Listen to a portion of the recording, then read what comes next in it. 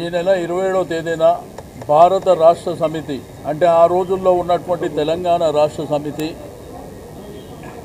Party ఆవిర్భావం 25 వసంతాలు పూర్తి చేసుకుంటున్నటువంటి శుభ సందర్భంలో మా ప్రియతమ నాయకుడు కేసీఆర్ గారి నాయకత్వంలో మరి బ్రహ్మాండంగా 2001లో పార్టీని ప్రారంభించడమే కాకుండా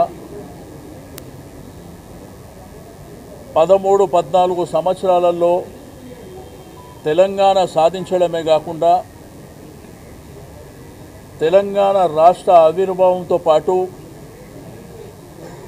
మరి ఒక ఉద్యమ నాయకుడే రాష్ట్రానికి ముఖ్యమంత్రి కావడం 10 సంవత్సరాల పరిపాలన ఈ దేశానికి ఆదర్శంగా రైతులు కానీ యువకులు కానీ మహిళలు కానీ నిరుద్యోగులు కానీ మన గ్రామీణ ప్రాంతంలో నీళ్లు కరెంటు లేకుండా సుమారు 65 సంవత్సరాలు ఇబ్బంది పడిన వాళ్లకు కేసీఆర్ గారి నాయకత్వం వారికి ఉన్నటువంటి విజన్ అనేది ఏందో ఆ 10 సంవత్సరాల స్వర్ణయుగాన్ని ప్రజలు చూసిర్రు.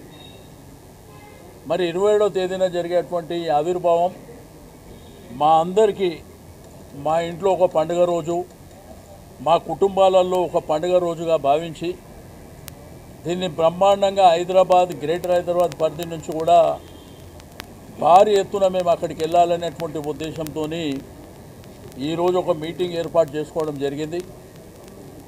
రెండోది రేపు ఎల్లుండి మీకు గోషామైల్ కానివ్వండి, నాంపల్లి కానివ్వండి, కార్వాన్ కానివ్వండి, అదేవిధంగా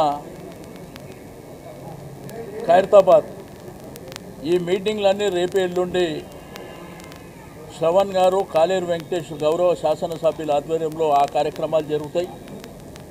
రెండోది అన్ని నియోజకవర్గాలలో 12-13వ తేదీన కూడా నియోజకవర్గాల్లో మీటింగ్ జరుగుతాయి. 20వ తేదీన ఈ నెల ఇక్కడనే భవన్లో జనరల్ బాడీ మీటింగ్ జరుగుతుంది.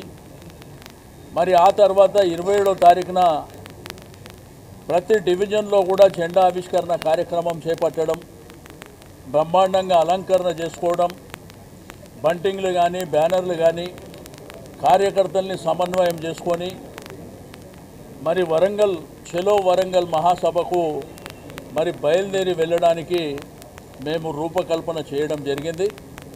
కాబట్టి కార్యకర్తలు, నాయకులు, సింపథైజర్స్, ప్రజలు కూడా స్వచ్ఛందంగా ముందుకొచ్చి, ఎందుకంటే ఆ బ్రహ్మాండమైనటువంటి స్వర్ణయుగాన్ని మీరు చూసినారు, బ్రహ్మాండమైనటువంటి పరిపాలన చూసినారు.